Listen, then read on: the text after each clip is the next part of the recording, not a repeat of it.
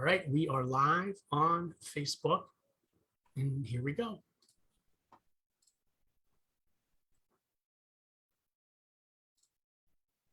Thanks everybody for joining us both on Zoom and on the Moms Clean Air Force Facebook Live.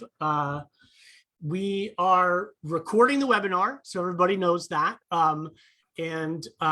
We are going to take questions on Zoom. You can ask those questions in the question and answer dialog box. We'll get to questions once we are through the presentations. I'm going to turn the floor over for introductions to Vanessa Lynch, who is a field organizer for Moms Clean Air Force here in Pennsylvania. Vanessa? Yeah, thank you all so much for attending today's webinar, Air Pollution, Public Health Impacts, and Solutions for Pennsylvanians.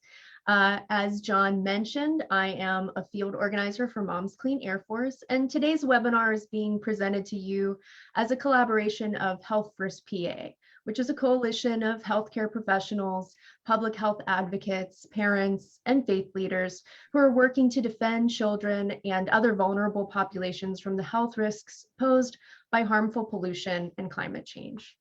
I'd like to take this opportunity to introduce our moderator for today's webinar, Dr. Kelly Coons. Dr. Coons is a professor and chair of the Wareheim School of Nursing at Millersville University. She's also an active member of the Alliance of Nurses for Healthy Environments and a strong advocate for improving sustainability in healthcare. We have also joining us today, Dr. Marilyn Hauer. She is an occupational and environmental medicine physician and the director of community engagement for the Center of Excellence in Environmental Toxicology at the University of Pennsylvania's Perelman School of Medicine. In this capacity, she works with researchers, regulators, legislators, and communities to lower environmental risk and improve environmental health. Her work focuses on environmental justice and reduction in environmental health disparities. She's worked in environmental justice communities in Philadelphia on environmental problems, including climate change, lead exposure, air pollution, legacy pollution, water quality, and flooding, among others. She's provided testimony to numerous city, state, and federal agencies and legislative proceedings. We also have joining us Wei Young. She is a third-year PhD student at Penn State. She received a BS in civil engineering from the University of Macau and an MS in civil and environmental engineering from Carnegie Mellon University, with a focus on air quality engineering. Her research lies at the nexus of climate, air quality, energy, and health. And finally, our last member of our panel will be the Reverend Mitchell Hescox. He is the president and CEO of the Evangelical Environmental Network and also a co-author of the book, Caring for Creation, The Evangelical's Guide to Climate Change and a Healthy Environment. So let's start with Dr. Howarth and her presentation.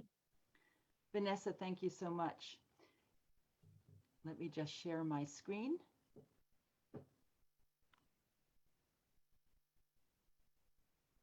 Oops.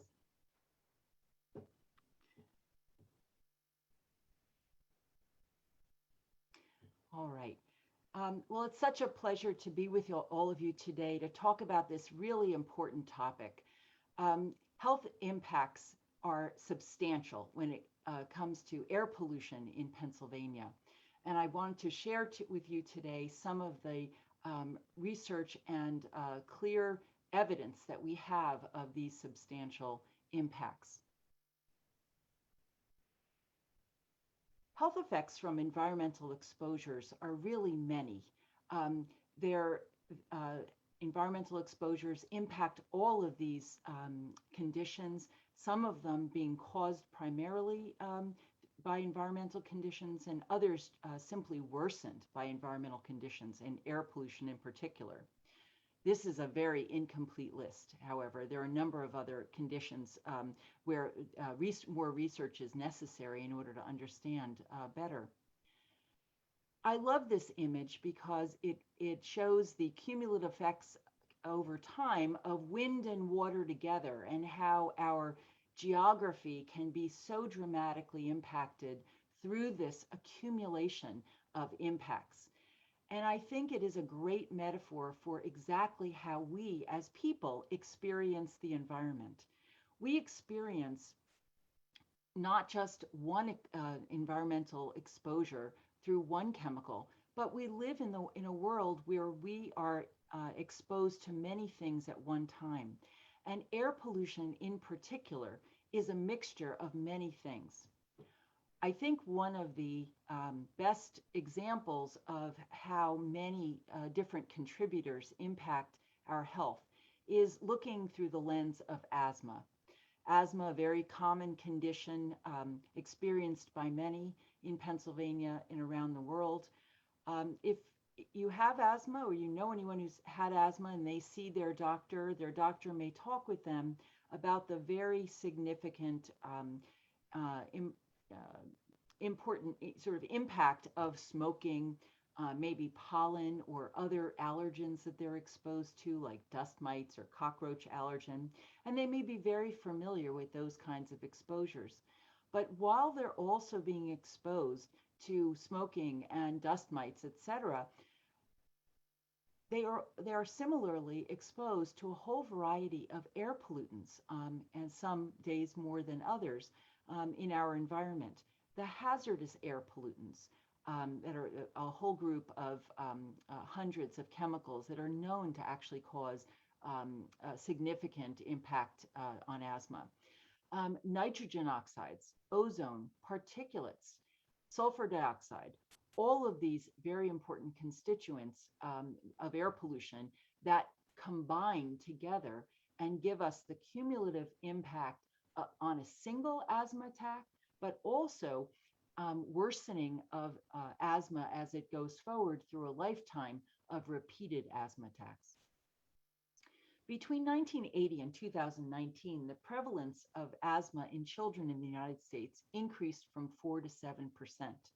And the sharpest prevalence increases were seen in some urban minority children under 5. But as though 4 and 7%, aren't high enough, in some of our communities in Pennsylvania, we have some extremely high prevalence, in particular in our big cities in Pittsburgh and Philadelphia. Thinking about Pennsylvania as a whole, the CDC reports that the US prevalence of adult asthma is about 8%. If we look at Pennsylvania, it is more than 10%.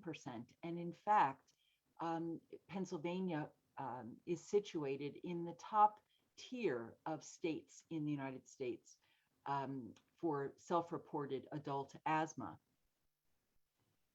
And what is asthma really? And this is a nice visual, I think.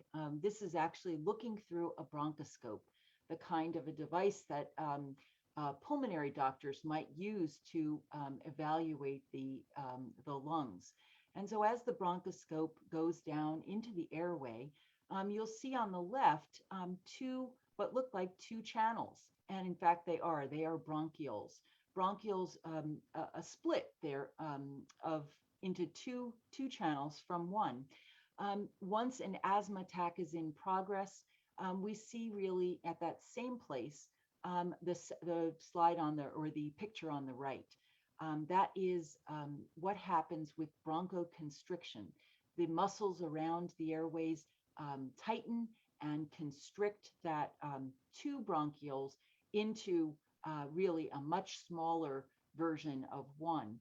And so that kind of reduced airflow is happening throughout the lungs.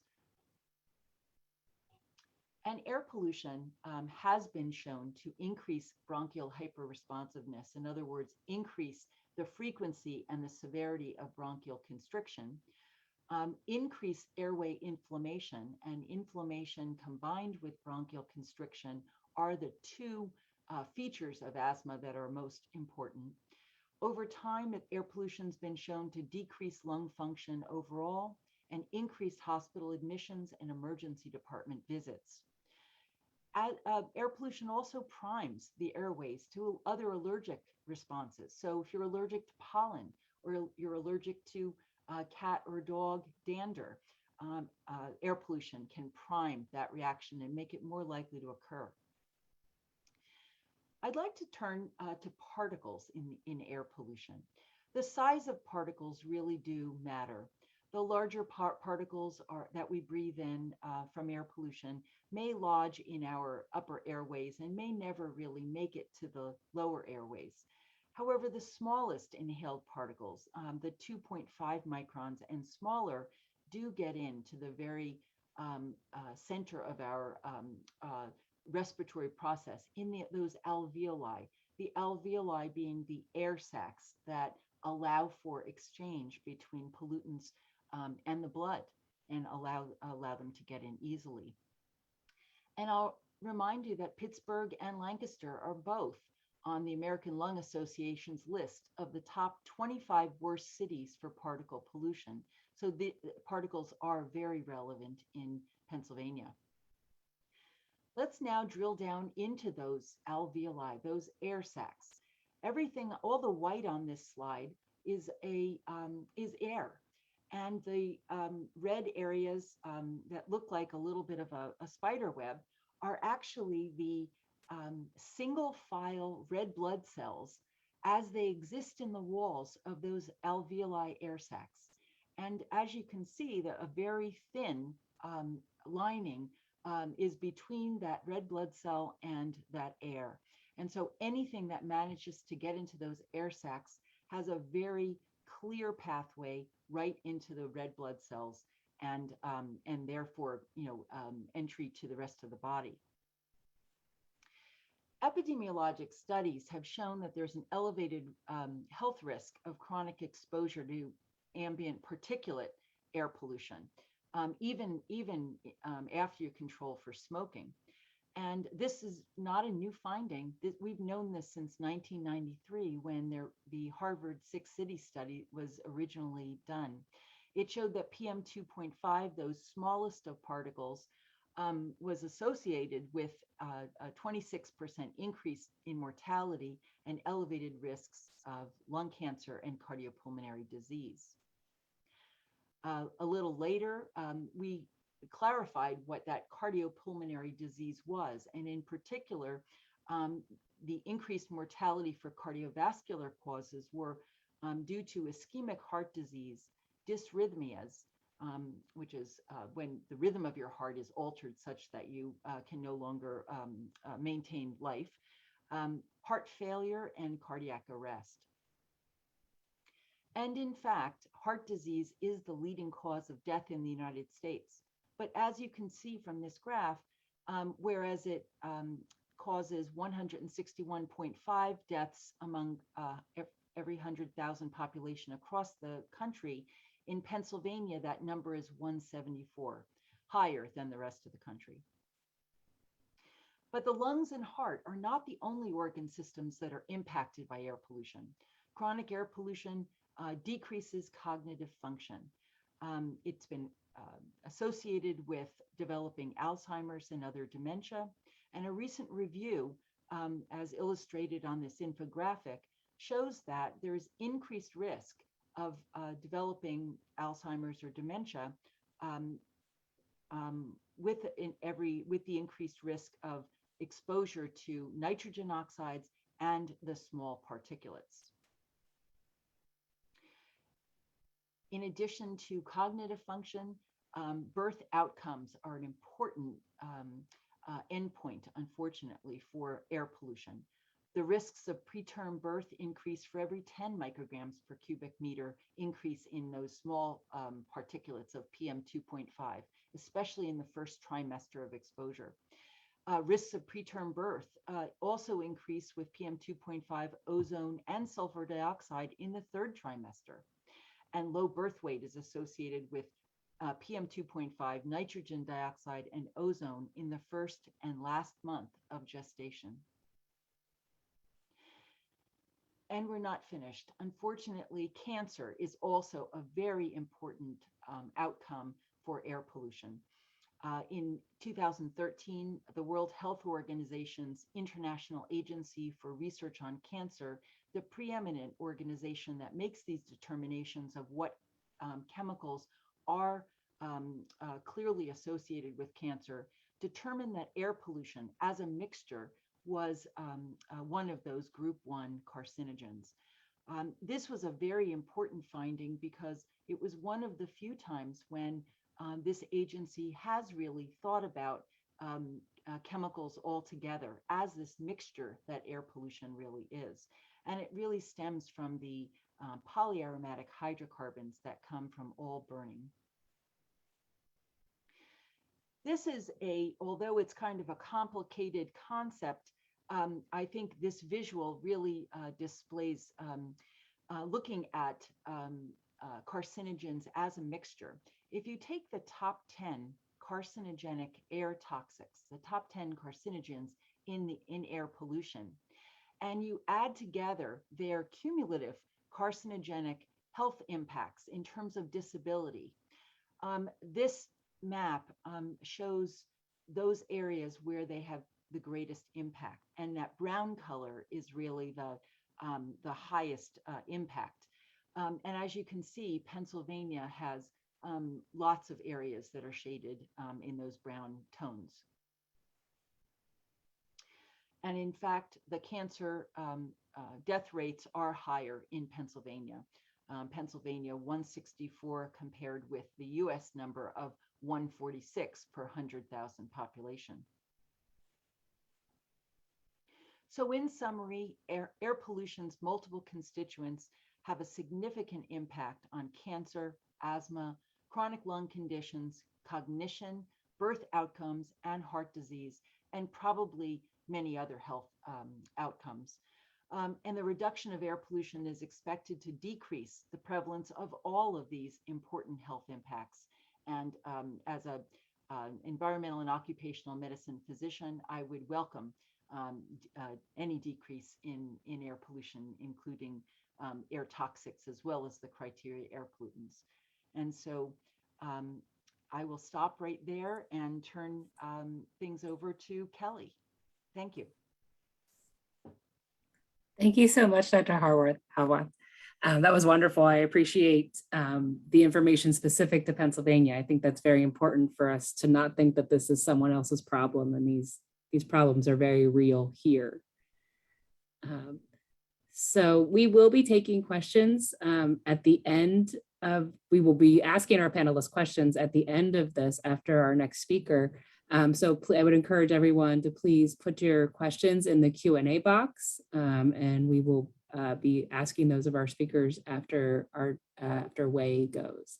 And so our next speaker is Wei Young, and we're just sort of waiting here for her to get her camera on and do her screen share. And there she is. So I will give the floor to you, Wei.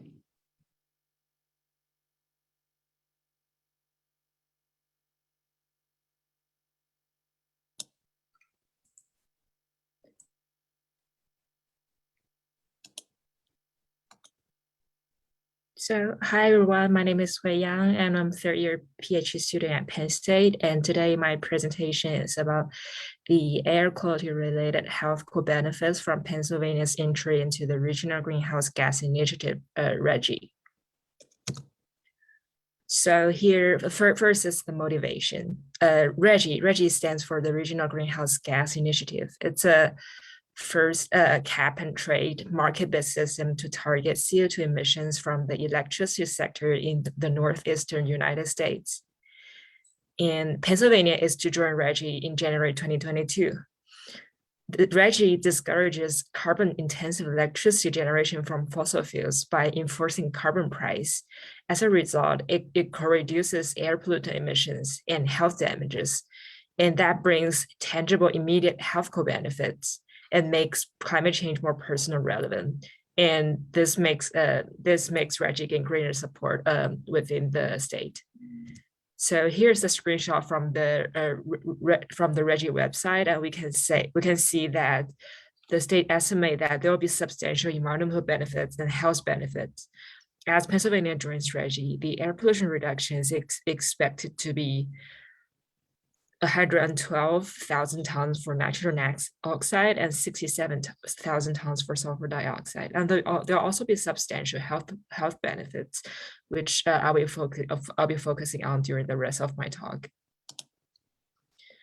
So the PJM is the electricity market within the region, and Pennsylvania is a part of PJM.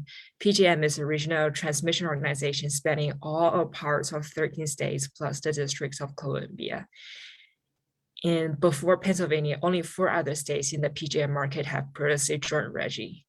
So here, this figure shows the region, the PJM region, and we can see that there are like states, there are PJM states in RGGI outlined by the green, by the orange boundary. Also, the non-PJM RGGI states shaded in orange, and there West Pennsylvania in purple, East Pennsylvania in blue, and the rest of PJM in yellow, and the central rest of PJM in green, and the rest of PJM in red. So modeling the interactions between the partially overlapping carbon market, which is RGGI, and the electricity market, which is PJM, is very critical to understanding the local and regional impacts as Pennsylvania joins this regional greenhouse gas initiative. And here also, this figure shows the interaction between the electricity market and the carbon market. So we have Pennsylvania in the middle, and New Jersey, Maryland, Delaware, and Virginia. So this 4 states, New Jersey, Maryland, Delaware, Virginia, are already in this RGGI carbon market, and Pennsylvania is to join RGGI in January 2022. And the rest of the states in PJM, like Ohio, West Virginia, and Michigan, Illinois, Indiana, North Carolina, Tennessee, and Kentucky, they haven't joined RGGI yet. And the states New York, Maine, New Hampshire, Vermont, Massachusetts, Connecticut, and Rhode Island, they are not the part of the PJM electricity market, but they are part of the RGGI carbon market. So as Pennsylvania joins RGGI, carbon price will be enforced on Pennsylvania's power plants. That makes it cheaper to produce or dispatch electricity in other non-RGGI PJM states. And here we would like to mainly focus on the health impacts on Pennsylvania, but also we'll look at the health impacts in terms of the entire PJM region. And the research questions, first is how Pennsylvania's entry into RGGI affect the generation from fossil-based power plants as co-emitters of air pollutants, CO2 emissions. And how much health impacts will be caused by these emissions, and what are the health and justice implications to Pennsylvania and PJM?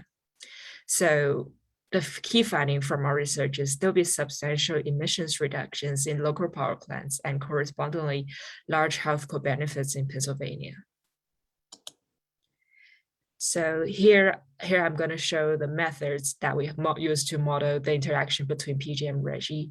We utilize the PJM and RGGI policy analysis model, RPAM, which is a model of the PJM power system and RGGI allows market for environmental policy analysis. And we design scenarios, the base case, which simulates Pennsylvania not joining RGGI, and the RGGI case, which simulates Pennsylvania joining RGGI in 2022. And this flowchart shows our framework. So we have electricity market PJM here, which includes supply, demand, and pre-existing policies. And we have the carbon market here, RGGI. So RGGI applies system-wide allowance cap, and that decomposes in state-level allowance budget across RGGI member states. And the PJM electricity market and the RGGI carbon market are interconnected by electricity price and RGGI allowance price. So we have CO2 emissions and other air pollutant emissions, including NOx, SO2, PM2.5, volatile organic compound, ammonia from the model output. And we use those air pollution emissions and together with marginal damage estimates from the literature. Those methods are called EMAP, EASIER, AP3, and EPA. And then we get health damages. And by comparing the base case and RGGI case, we can get the health co-benefits. That's the health impact assessment part. So this slide shows how we estimate the health damages and health co-benefits. So health damage is obtained by multiplying marginal damage from literature times emissions. And we do that for each pollutant and each power plant. And based on plant level damages, we sum up the total health damages caused by the emissions released from all power plants located in each county and states and the entire PJM region. So this figure is an example of calculating regional health damages originating from power sector emissions using the AP3 marginal damage estimate. The first panel is the emission output from the RPEM model. And the second panel is the marginal damage estimate. For here, I use the sulfur dioxide as an example, and we use the AP3 marginal damage estimate. And the first panel times the second panel, we have the third panel, which is the estimated SO2 related health damages. So showing the results, which suggests substantial emission reduction and health co-benefits of Pennsylvania. So this figure shows the emissions in Pennsylvania and the rest of the PJM. And we can see the dark orange is Pennsylvania. So here we have carbon dioxide and nitrous oxide and sulfur dioxide and PM 2.5, which is particulate matter with diameter smaller than 2.5 micrometer, which is a very critical air pollutant to human health. And so we can see that comparing to base case and at the year of 2030, comparing to base case, which simulates Pennsylvania not joining RGGI, and the RGGI case, which simulates Pennsylvania joining RGGI, we can see the substantial emission reductions of all the four climate and pollutants. And here, this figure shows the reduction in health damages from power plants in PA if Pennsylvania joins RGGI. And so we can see that at 2022, the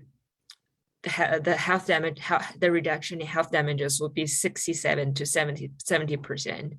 And at the year of 2026, it will be 71 to 74%. And the year of 2030, it will be 81 to 84% as a result of Pennsylvania joins RGGI.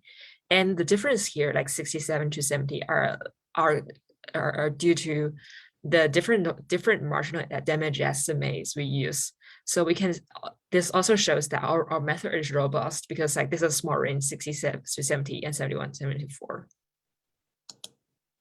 This figure shows the year-by-year variations in the total health damages from power plants located in PJM region. This is for the entire PJM region, and we can also see that comparing to RGGI case to base case, there's substantial reduction in health damages. So like the gray zone here is essentially the health co-benefits. So as Pennsylvania joins RGGI, there'll be substantial health co-benefits for the entire PJM region. And this is another sensitive scenario we run, which simulates Pennsylvania joins RGGI, but at the same time quit the alternative energy portfolio standard, which is a standard to encourage the use of green energy. The reason we have this sensitive scenario here is just because like some like policy changes in the states, and this sensitive scenario suggests the similar results. We can also see the substantial reduction in health damages as a result of Pennsylvania joins RGGI. So this figure is showing the annual health damages by different types of air pollution stacked all together. We can also see that comparing to base case and RGGI case, as Pennsylvania joins RGGI, there's substantial reduction in health damages in Pennsylvania. So that's the takeaway. And also we showed in the previous slide that running that alternative sensitive scenario also suggests the similar result. Also, our collaborators found that potential health co-benefits will likely be higher than the cost by one to two order of magnitudes in both Department of Environmental Protections and our study. So, and the future direction of research will be using final resolution air quality modeling to show the uncertainty and processes of the distribution and dispersion of health impacts, and also maybe we will include the plant retirement decisions in our simulations. And this is my email, and this is the end of my presentation. Thank you very much, Wei and Marilyn, both excellent presentations. So please, again, if you have any questions, please post them in the Q&A section, and we will pose those to our panelists. And so now we have Reverend Mitch Hescock rejoining us so that he can also be part of our question and answer session. So Dr. Horvath or Marilyn, I'm going to ask you the first question. In your presentation, you mentioned the additional risks to our most vulnerable populations, particularly related to asthma and children. Can you talk a little bit about why this isn't just an issue for those kids at that time, that this is something that is going to affect them the rest of their lives? Absolutely. You know, if you use asthma as an example, asthma is really life changing in that not only do you have an asthma attack at a particular moment, but you actually have exposure on a regular basis that can have those attacks really lead to damage in your lungs. And so having disparities in terms of the quality of your ability to, or your effectiveness of breathing over the course of your lifetime really has life trajectory problems. It basically decreases your ability to, feel like a healthy person. It may decrease some of your experiences in school. You may not be able to play sports. You may be viewed and bullied in some cases as, the sick kid. You may, and these kinds of early life experiences really resonate with challenges then in future ability to get jobs and graduate high school and all kinds of things that we view as important to having successful life trajectories. Great. And Wei, one of the things you really, your study really examined was how quickly we might start to decrease some of the health impacts. So, you looked at, here we are in 2021, and you were projecting, significant decreases in 2026 and also in 2030. Can you talk a little bit about how how those impacts will come about? And maybe, because I think about, as we decrease as particulate matters, we very quickly potentially decrease incidence of asthma. Yeah, because like many of the effects of air pollutant, they're acute. So as like the power plants become cleaner, or also like a fossil-based power plants shutting down, and those air pollutants will drop significantly. So that will be a very acute benefit. Great. So we do have a question from one of our attendees. Another question from your analysis, and this is for Wei. Can the health benefits of joining RGGI be quantified? So one of the things, and I know even when I testified at the IIRC meeting about the health impacts of RGGI, one of the things we hear a lot about is the economic impact on the energy sector. And I really sort of spoke to the fact that we can pay for it now or we can pay for it later, because these are chronic conditions that are going to follow us. So from your study, were you able to quantify sort of the healthcare savings that we might see, or do you know of anybody working on that? In terms of healthcare savings, yes, it's like included in, so I used a marginal damage estimate, and that includes like mortality, morbidity, also like the sick days, and like in terms of healthcare, it's a comprehensive data set that include all the factors considered. So it's like I did not directly model those, but those are included in the previous literature. So yeah, like those are considered also in the marginal damage estimate. So that's like how the health benefit being quantified. Yeah, and I'm sure it's hard. Do you know of anything, Marilyn? Did you want to share anything? Well, I just wanted to say that these estimates are really only as good as all of the different factors that they include. And so I'm sure Dr. Young included lots of those, but there's really a lot of spin-off benefit to having your family be healthier. To not having we mentioned asthma, but those particulates are really a mixture of a lot of things. They often start out as a core of carbon, but they're surrounded then by heavy metals and carcinogens and other chemicals that are toxic. And so they're really a mixture in and of themselves, each one of those particulates. And so I think that the if fewer people in your family have cancer and fewer people have asthma, and there are fewer asthma attacks among people who would have otherwise had asthma, all of these things add up in a truly exponential way to improve health, rather than where we are right now, which is that all of them are compounding to actually kind of drag down the well-being of families. Yes, and I know that when I had done some investigation in this topic, when I was preparing for some other things, I did find there was a 2017 analysis, and it was done, I forget exactly which group did it, but they found that in the first 6 years of RGGI, which obviously didn't include Pennsylvania, but include those other states, they found profound and significant public health impacts. And in fact, they estimated $5.7 billion in healthcare savings by increasing air quality. So there has been some modeling looking at economic impacts. And I think that's, it's a great question, and it's something to really think about because, I had a PhD professor whose mantra was follow the money, because that's often how things happen. Okay, so we do have a few other questions coming in.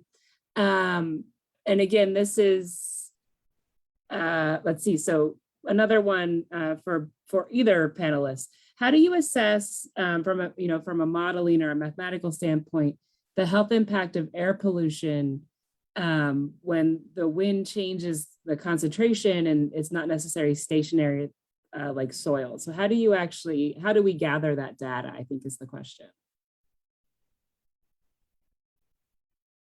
So I'll start first. So Thanks. So our analysis, also like this marginal damage estimate, it considers because they are generated using air pollution models, and that some of them utilize source receptor matrix, which consider air pollutant dispersion.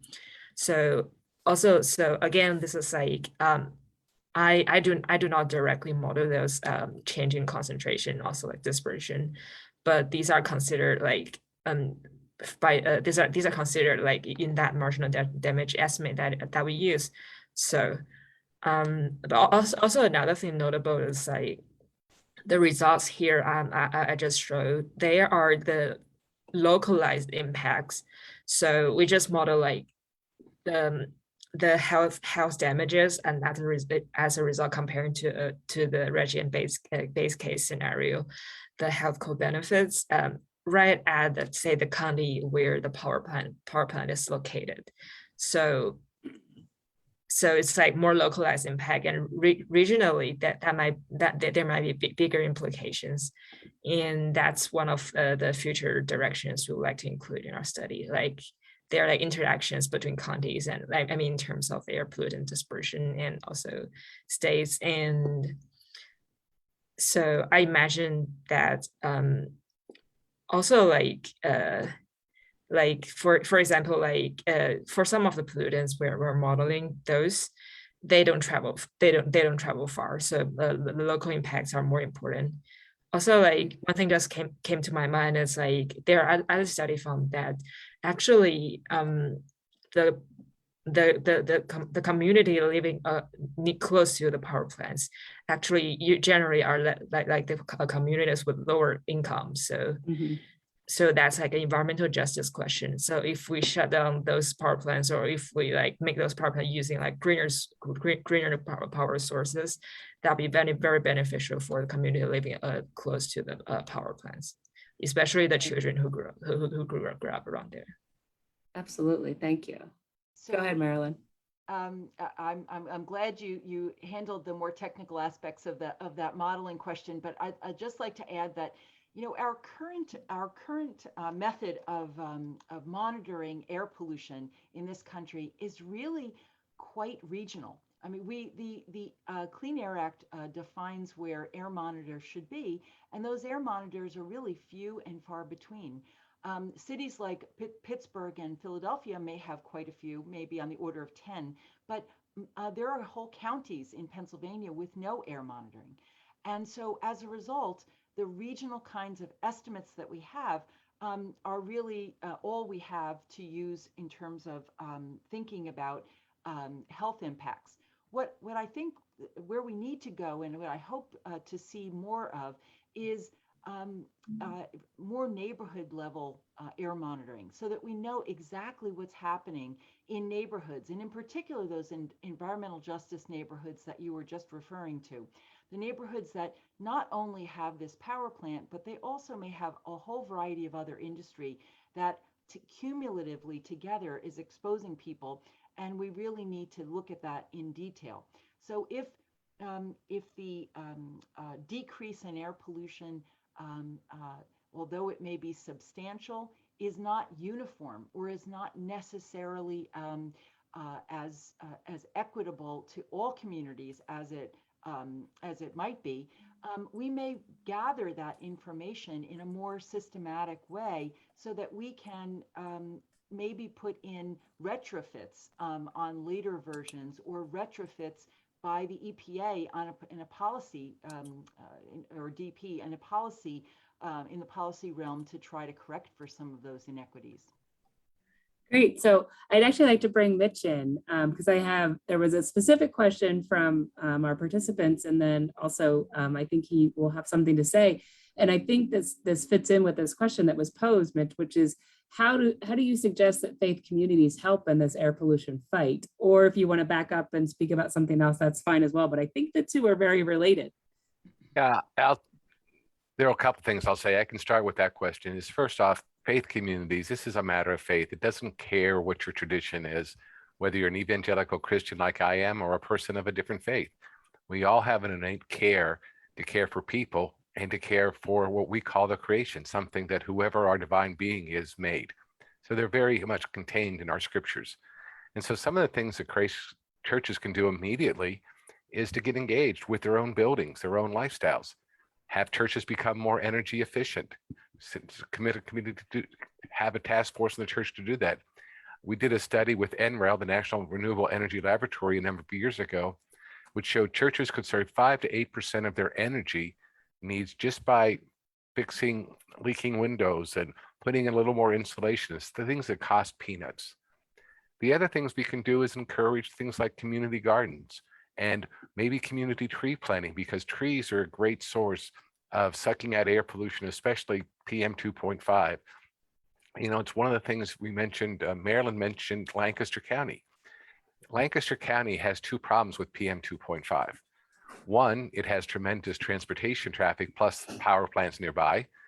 And the other thing, because the amount of farmland, Lancaster County only has about, I think, 12% of its original tree cover, which doesn't have the ability to suck in the PM 2.5 and other things. So there's some immediate things that we can do right now. And certainly I would encourage churches and people to share their faith with their policymakers, to share why RGGI is important. You know, for me, it's a matter of life. And I think that's very important for the faith community to stand up and say, having cleaner air saves lives. And I think that's predominantly one of the biggest things that we can do. So from local action to policy action, and people can get a hold of me, and I'd be happy to talk more about that. I wanted to go back to the question that Marilyn and Wade just talked about, is air pollution monitoring. One of the things that I constantly use when I go and talk to local congregations or other people is to find out what local air quality is. And one of the simplest ways to do that, if you're on the fly, is to go to the American Lung Association State of the Air Report. And they have listings for every county in the United States on air pollution. And one of the most frustrating things is to see the county where it says DNC. That means they have no air pollution around, no monitoring equipment around, which is terribly frustrating, especially in areas of power plant production or heavy traffic pollution. But that regards, one of the things that I would like to highlight about the proposed RGGI plan going into effect is DEP in the RGGI plan has agreed to put in significant more air pollution monitoring equipment, especially in those areas that have concentrations or environmental justice communities, they're frontline communities. And I would think that that would be a really good place to start for us to increase that, to ensure that RGGI is working and also that we're actually collecting data. I mean, a few years ago when the Philadelphia refinery sort of blew up, there were some boundary air pollution monitoring equipment which actually didn't work when the place blew up. So we have no idea what the residents were impacted with. It was a terribly frustrating moment for those of us who care about health. And then while I had the floor, I'll just add one other quick thing that's a real quick thing on PM 2.5 for those who care. Nationally, 1 in 9 women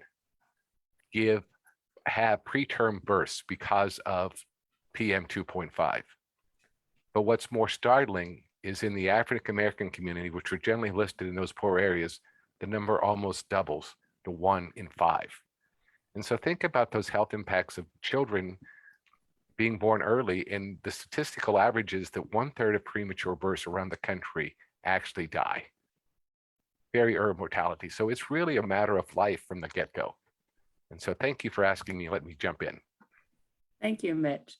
So just a couple other questions for anyone who wants to answer them. So as we look at this as a broader picture, why is public health, especially when it relates to the environment and when it relates to a vital piece of legislation something like RGGI, why is that it's so important for Pennsylvanians? Why do we all need to care? Well, we know that Pennsylvania has the lowest ratio of public health professionals to residents of any jurisdiction, any state in the country. Most of our counties do not have public health departments. And we need to rely on these regulations because frankly, we just don't have the infrastructure built to take care of our populace in terms of their public health. Yeah, and the lack of a statewide public health initiative really is a challenge when it comes to climate change and climate health. Did you have anything to add to that, Wei? Yeah. So Pennsylvania's power generation mix is very dirty. It's like very heavily fossil fuel based. So RGGI, as it encouraged like a shift to greener energy, the reduction like in those like use of fossil fuels. So also, so that's important for the local environment and health. Also, Pennsylvania is a very large electricity exporter to the surrounding states. So as a big power producer, this kind of like policy, it's very important, I would say. Yeah. Thank you. So just yesterday, the Lancet released their countdown on health and climate. And one of the statements that they made in that is that climate change and all that goes along with that, which we know that fossil fuels and greenhouse gases are leading to more increased climate change. That climate change is set to become the defining narrative of human health. Can you break that down a little bit for us? Why is that so powerful? I think it's really a recognition of the long tentacles that climate change has in every aspect of the world. I mean, climate change, not only impacts air pollution and water pollution, but vector transmission of illness and changes in those vectors, and that right now is so complicated that it's very hard to predict. Climate change is expected to enhance the kinds of conflict that we have in the world over water, over the movement of people and immigration, and the ability of people to actually find places to support their families and have viable work and have food supplies that are stable. Our food supply globally will be impacted by climate change. There is no question that whole areas of the United States, both the Midwest, which is expected to have drought as well as very plummeting temperatures, and also the food basket of the country that in the Southwest, where in Southern California, where we grow so much of our fruits and vegetables, the droughts there are expected to be that much worse. So this food insecurity issue is really a global one, but we will see it very personally right here in the United States. Absolutely. Thank you. Go ahead, Mitch. One of the things that I'd just like to say is that for us, and I think most members of the faith community, climate change is the greatest moral challenge of our time because it does impact every single person on this earth, God's planet for me. But I think also if we get our act together and do things like Reggie and solve this crisis and come up with solutions, it can be the greatest opportunity for hope in building family sustaining jobs for the future. So it's a twofold, it's a threat and it's a promise to do better. Mhm. And as a person of faith, I always like to look at hope. If we get our act together, if we start doing renewable energy, we can move forward, we can make a difference. Because right now, I think Marilyn hit it very critically. One person is forced to move every 2 seconds because of food and water insecurity around the world based on climate change. I often tell people in my conservative world, if you think immigration is a problem now, it's only going to get worse. 1 billion people move off of farms in northern Mexico every year because of both a combination of poor farm management and climate change. The same is true in Guatemala and Honduras. And I think those are the things we need to think about as we go forward. And that's why I think the Lancet, completely nailed it in their assessment. Great. So just in closing, I want to be mindful of everyone's time.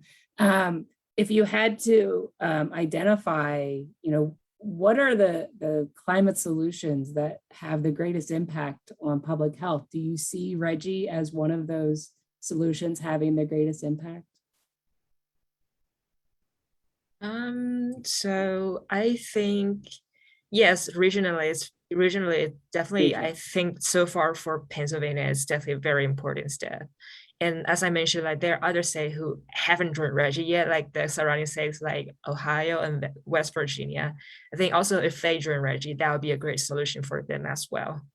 Yeah. Great. I would just say for international impact, we need to develop policies similar to Reggie that are really implementable around the world. And that will take a lot more political will and a lot more resources than we're talking about just implementing it in Pennsylvania. But it's really essential to the health and survival of the planet. Great.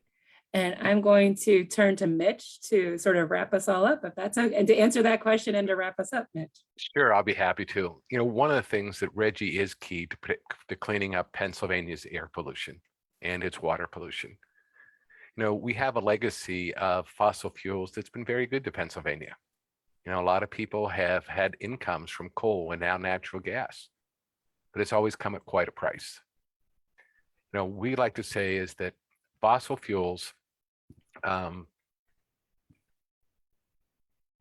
their profits have been born not in,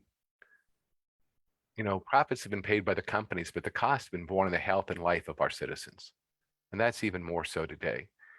And so as we look at fossil fuels, I think one of the things we can do besides Reggie, or several things we can do, is number one, we have to seal up the leaks of our methane industry. We have to reduce the amount of so many people live within a half mile of either a gas facility or a pipeline or compressor things that affects almost 300,000 people here in the state of Pennsylvania. So that's number one. Number two, we have probably 300,000 abandoned gas and oil wells in Pennsylvania that leak VOCs and other toxins. We have to start plugging those, and there's some federal money hopefully that will become available to do that. I think also we have to look at our transportation system. We have to look at, especially for inner cities, to go to all electric, to look at ways that we can move to electric, because transportation is our number one source of carbon right now, and also a major source of PM 2.5. So there's a whole category of things that we can do to work on, but I think it takes us working on it together. And I think that's really the key to doing this. And I think it's time that we come together in Pennsylvania and realize that, fossil fuel energy has been good, as I mentioned earlier, but it's also had its time, and it's also had its costs. As a longtime fiscal conservative and actually politically conservative person, It's time that we make sure that we pay for energy the right way. It's time we put all the costs into energy and let the chips fall. We know right now that wind-fired utility and wind-fired solar is cheaper than any coal-fired plant, cheaper than natural gas plant. We need to give our nuclear industry a fair shake because of their air pollution reductions in the next generation of nuclear that are out there.